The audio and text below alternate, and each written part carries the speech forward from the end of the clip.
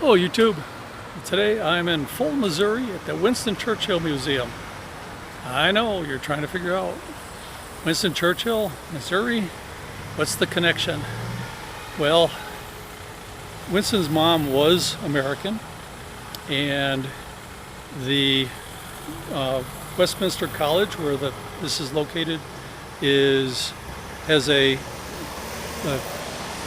international discussion every year in May, and they bring in big speakers, and one year they got Winston Churchill, and this is actually in 1946 on March 5th is where he warned the world an iron curtain has descended across the continent. So we're gonna go in, gotta love traffic, gonna go inside and check out the museum as well as the old church they brought over from England. If you remember back in early June, I was at the FDR Memorial Library, and there in the back there was a couple of silhouettes that had been cut from the Berlin Wall, and I mentioned that the matching piece or pieces were at the Winston Churchill Museum in Missouri, and I promised to check it out, and here it is.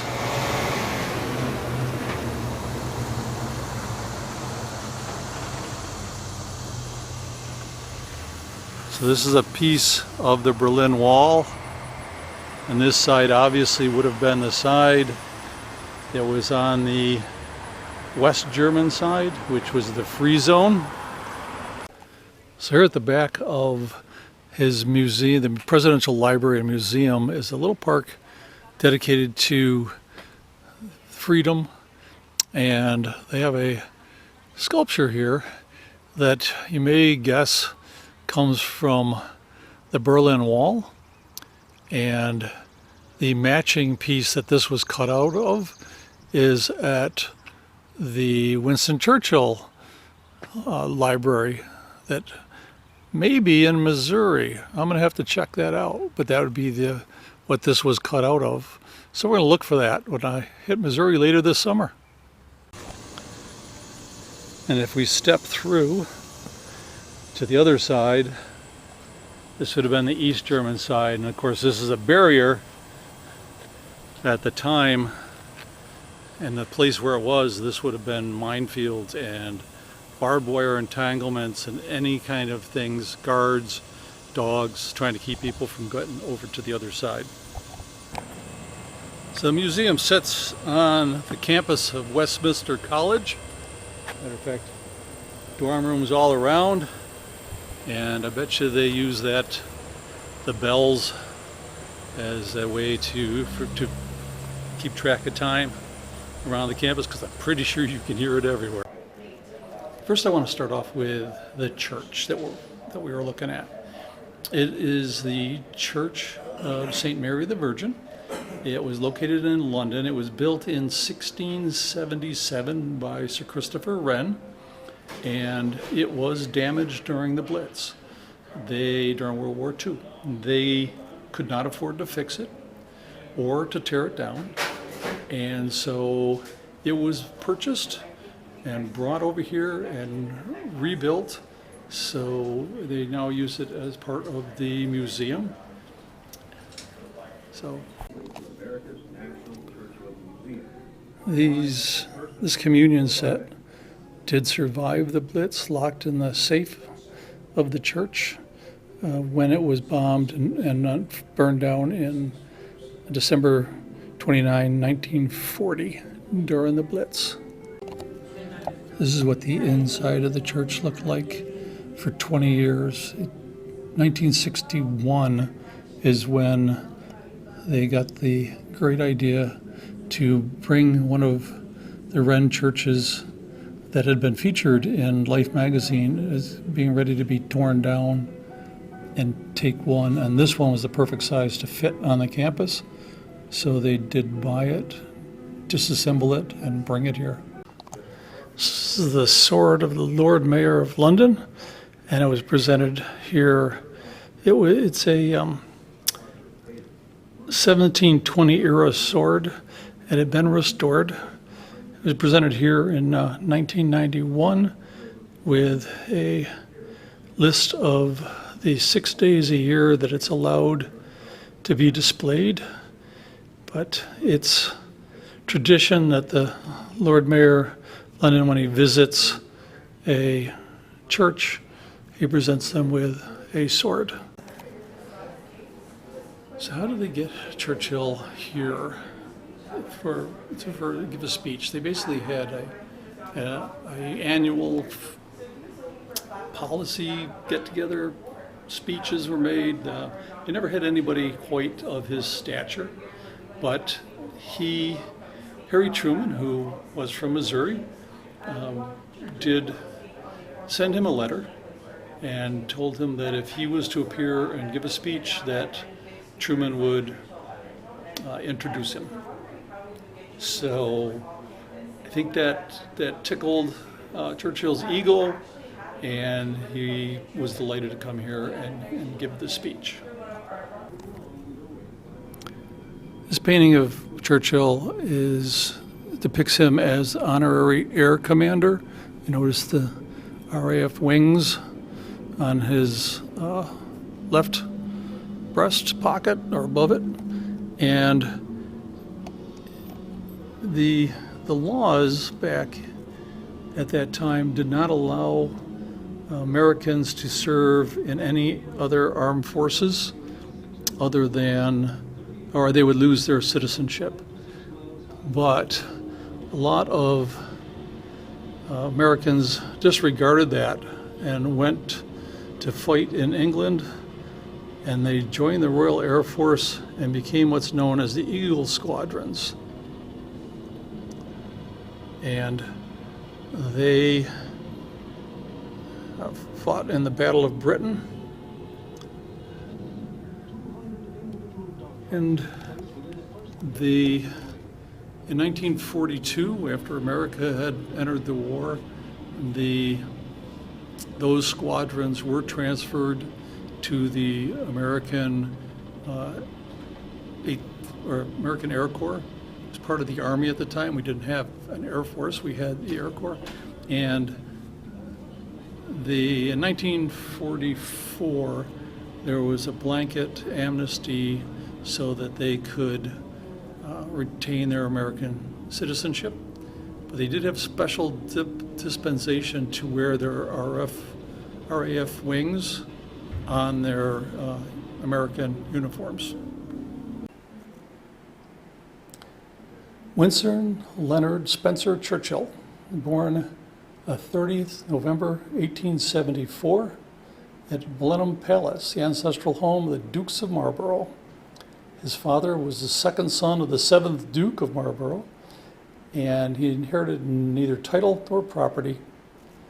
And he grew up with a social status privilege and keen sense of heritage, but little money. And in the custom of the day, he was raised by a nanny and sent to boarding schools. It was a lonely, hard life for him. Now, as a boy, Winston had a collection of toy soldiers like these. And at one point, eventually, I think he said he had about 1,500 of them. And he played with them incessantly, and at one point his father came up to inspect what he had done, and he had them set up as arrayed as if for battle, and all correctly done. And his father spent a good 20 minutes looking it over and commenting and really encouraging him, and asked if he thought he'd like to be in the Army. And Winston said yes. And from that point on, that was where he was headed. So it was typical of boys of his social standing and age. He was sent to boarding school at the age of 7. He went to St. George's, where he said flogging with a birch was part of the curriculum, or a great feature of the curriculum, and he only lasted a year. He entered in Brighton in 1882, a year later, and Then I finished his elementary education there, and then went on to Harrow in 1888. And he had a very poor entrance exam, which put him at the bottom of the class, and very humiliating for a proud boy like him. But he possessed a keen mind, but not suited really in spirit to a school program. He excelled in subjects that appealed to him: English, history, or English and history. He became a fencing champion mainly because he's quick and dashing attack, just threw the opponents off. And I love this quote: his school days were deeply frustrating. He said, "I had hardly ever been asked to learn anything which seemed of the slightest use or interest, or allowed to play any game which was amusing. In retrospect, those years formed not only the least agreeable, but also the only barren and unhappy period of my life." So as much trouble as he had in what we consider, up to high school kind of thing, he just really was nothing that interested him. And for his gentlemen in their social standing, going into the Army was a great thing, but his poor performance at school closed the university doors to him. But he tried 3 attempts to pass the entrance exam for the Royal Military College at Sandhurst, scoring just enough points to be admitted to the cavalry, but not the infantry, although they wanted him to be in the infantry. And but it became a great source of both joy and tension. Riding became a passion, and proved exceptionally good at it. However, British officer had to pay for their own uniforms and horses, and cavalry services taxes families' financial resources. So again, they really weren't that well off. But at Sandhurst, Winston finally hit his stride. He applied himself to subjects that interested him and earning good marks. So after 18 months of practical studies concluded his formal education, he graduated 20th out of 130. If you find the subjects you like, you're going to do good. Now, something I did not know is this is all drawings about his escape.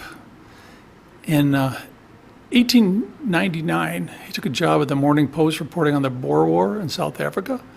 And on his first assignment, he was on an armored train, and it was ambushed. He organized a defensive withdrawal, but he got captured. And he claimed correspondent status, but his actions, people had seen him leading that. So they ended him in Pretoria as a prisoner of war.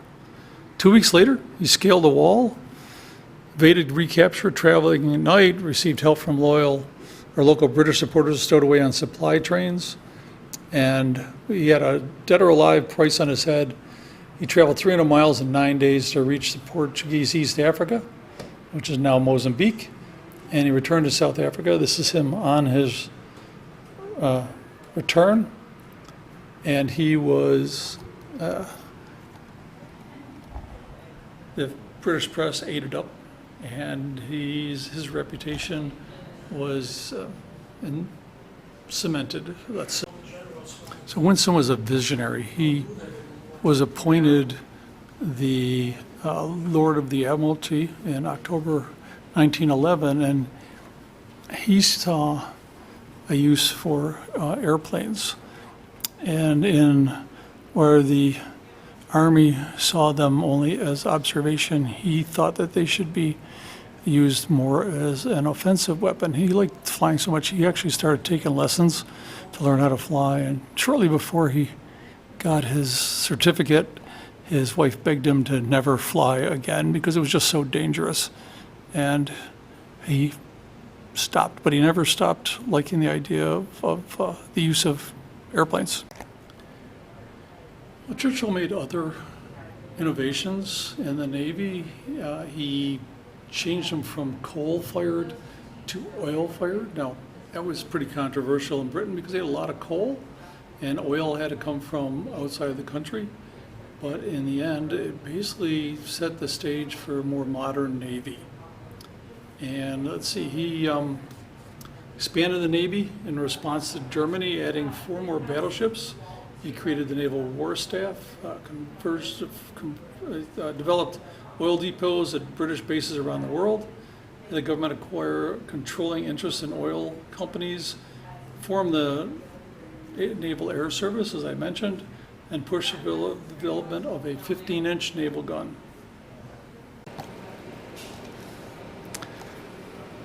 Europe at war.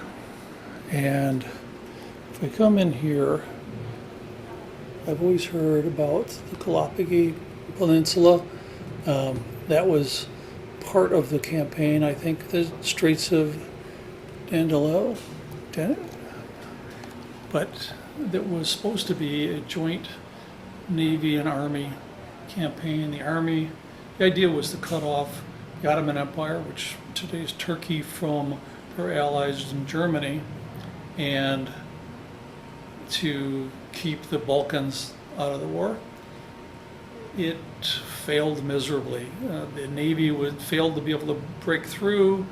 The Army basically was stalemated. If you ever watched the film Galapagos with Mel Gibson, and you get an idea of just how futile that whole battle was.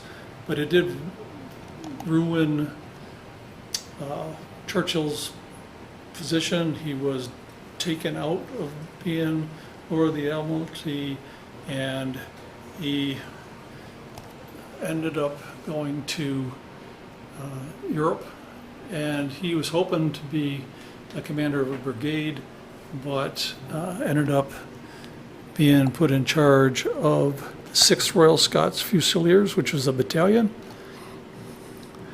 And a little bit more on that. I like the one companion replied about him. He actually would go out into no man's land, and he just didn't send his men. And he never fell when a shell went off. He never ducked when a bullet went past him in a loud crack. He used to say, after watching me duck, "There's no damn use ducking. The bullet's gone a long way past you by now."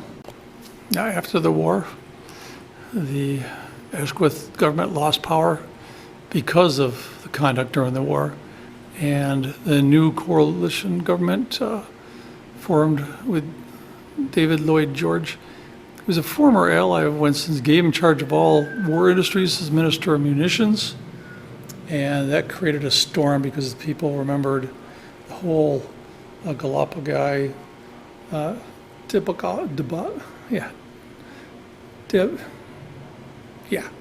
incident.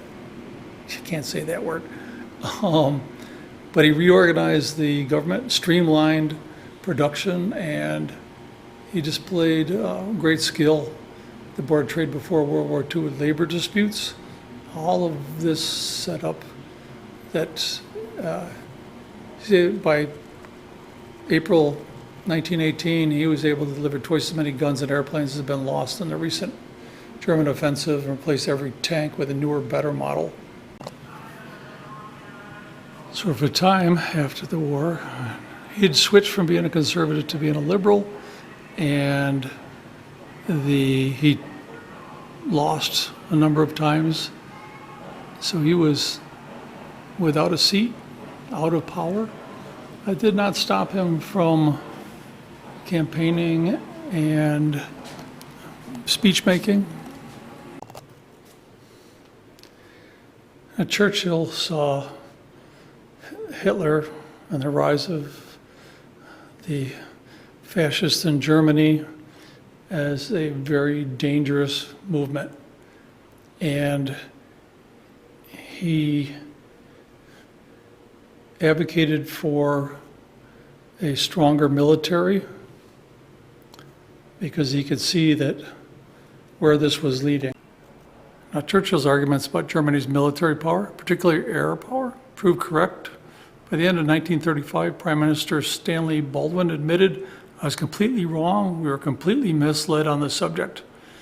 And the remedy was not emergency preparation, as Churchill recommended. It was appeasement. And if any student of history knows about Chamberlain and his policy of appeasement, peace in our time, obviously did not work. That was 1938.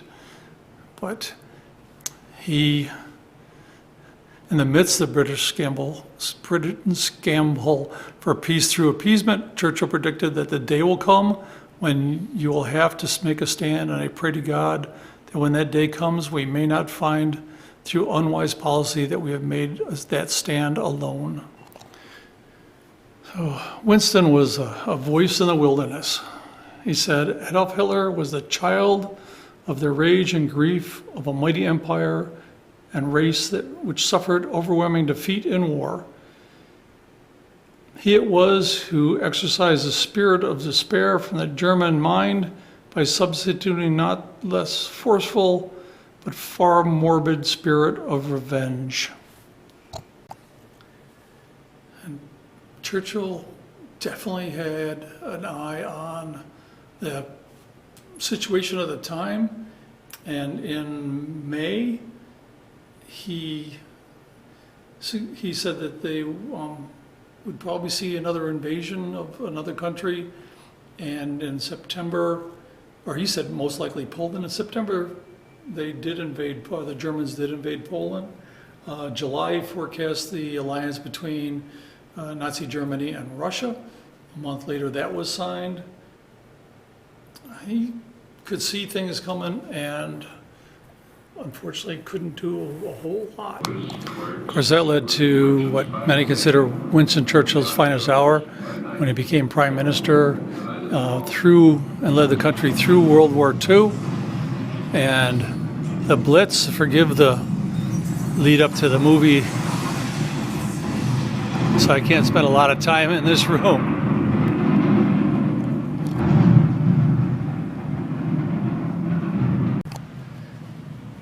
Now, it's just my personal feelings, but the fact that Churchill was Lord of the Admiralty, very involved with the Navy, and that FDR was, I believe, his counterpart earlier in his career over here. So they did have something in common, and it may have helped cement the bonds between the. I like this one quote: "Dogs look up to you, cats look down on you. Give me a pig. He just looks you in the eye and treats you as an equal." Now, if you remember back in early June, I visited the FDR Memorial Library. Hey, look!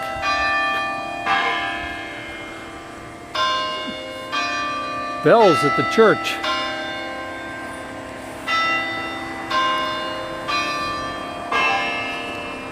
Ooh, that's off.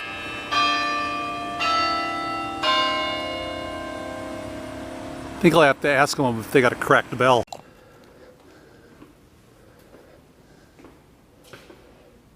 And here's the inside of the church.